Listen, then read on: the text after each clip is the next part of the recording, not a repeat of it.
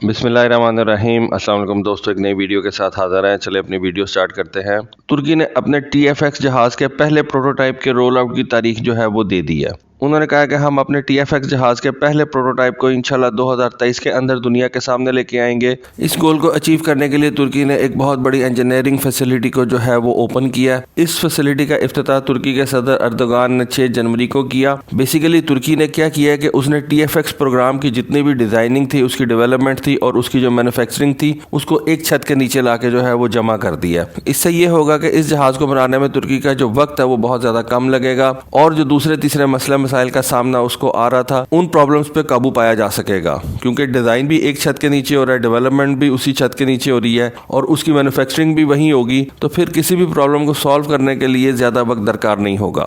اس engineering facility کے ساتھ ساتھ انہوں نے 2 اور فیکٹریز کا بھی جو ہے آپ کہہ سکتے ہیں افتتاح کیا، جن میں سے ایک کمپوزٹ مینوفیکچرنگ فیسلٹی ہے اور دوسری مینٹیننس اینڈ ریپیئر سینٹر ہے۔ ان دونوں فیکٹریز کے اندر اس جہاز کے جو ہے وہ پرزوں کو تیار کیا جائے گا اور دوسری فیسلٹی کے اندر ان کی مینٹیننس اور ریپیئر وغیرہ جو ہے وہ کی جائے گی۔ خیر ابھی تو اس کا وقت نہیں آیا، لیکن ترکی نے اس جہاز کی تیاری کے لیے تمام چیزیں جو ہیں ان کو پورا کرنا شروع کر دیا۔ اب اس فیسلٹی کے بارے میں بتایا جاتا ہے کہ اس فیسلٹی کے اندر تقریباً 2300 لوگ کام کریں گے اور یہ سارے کے سارے صرف TFX پروگرام کے اوپر ایک وقت میں کام کر رہے ہوں گے۔ تو ان کوششوں سے تو لگتا ہے کہ اب ترکی کا TFX پروگرام جو ہے وہ 2023 کے اندر کوئی رزلٹ لازمی پروڈیوس کرے گا، اور ہم اس TFX پروگرام کا جو پہلا پروٹوٹائپ ہے اس کو 2023 کے اندر دیکھیں گے۔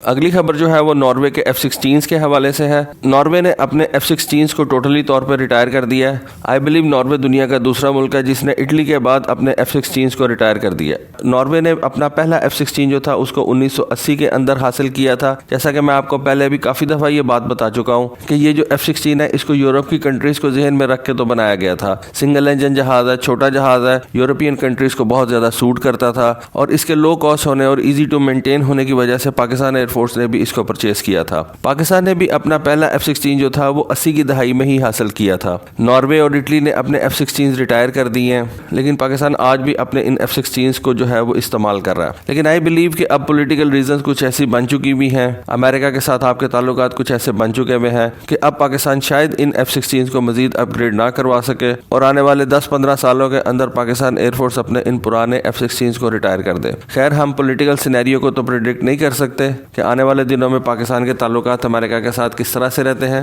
لیکن اس وقت جو حالات نظر آ رہے ہیں ان سے تو یہی سمجھ میں آ رہی ہے کہ پاکستان کے F-16 کو اپ گریڈ اب مزید ملنا مشکل ہے، اور شاید اسی وجہ سے پاکستان ان F-16 کو جو ہے وہ آنے والے فیوچر میں جو ہے وہ ریٹائر کر دے۔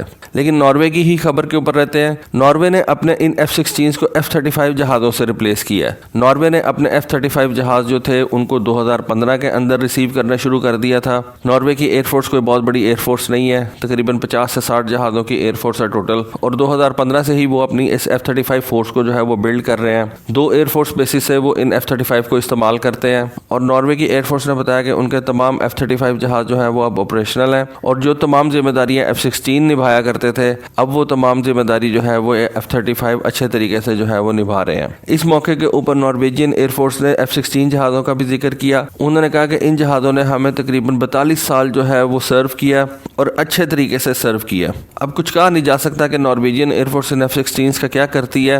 ہو سکتا ہے نارویجین ایئر فورس جو ہے ان F-16 کو سیل کر دے۔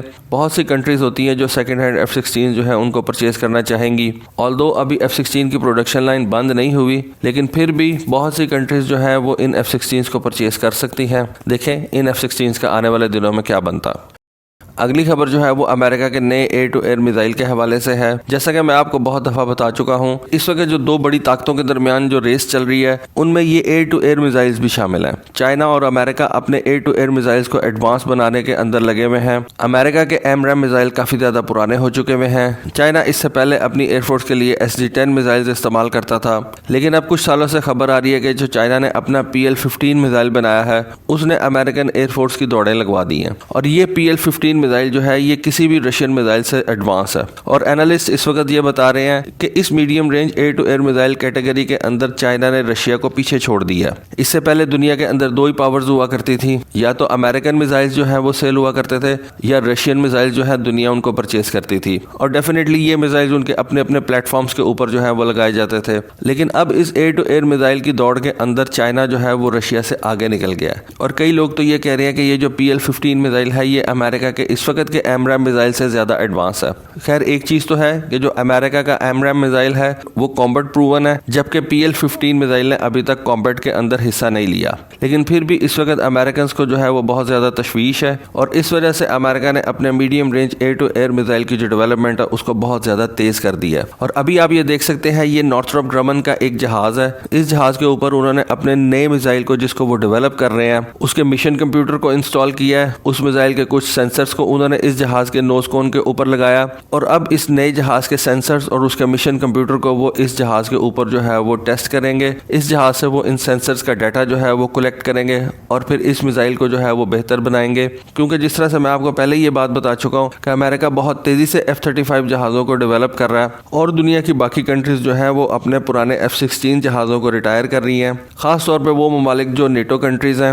تو اس F-35 جہاز کی لیتھیلٹی کو بڑھانے کے لیے ان کو ایک نئے میزائل کی ضرورت ہے جو کہ سائز میں چھوٹا ہو اور زیادہ تعداد میں F-35 کے انٹرنل ویپنز بے کے اندر جو ہے وہ رکھا جا سکتا ہو۔ تو اس وقت امریکہ کے نئے ایئر ٹو ایئر میزائل کی ڈیولپمنٹ فل سوئنگز کے اندر ہے، اور مختلف امریکن کمپنیز جو ہے وہ اس نئے میزائل کے اوپر تیزی سے کام کر رہی ہیں۔ آج کی آخری خبر جو ہے وہ برازیل کی ایئر فورس کے حوالے سے ہے۔ برازیل کی ایئر فورس اسرائیل سے ڈرون طیارے جو ہے وہ پاسٹ کے اندر بھی خریدتی آ رہی ہے۔ اب برازیل کی ایئر فورس نے یہ فیصلہ کیا ہے کہ وہ اسرائیل سے مزید ہرمیز UAVs جو ہے وہ پرچیز کرے گی۔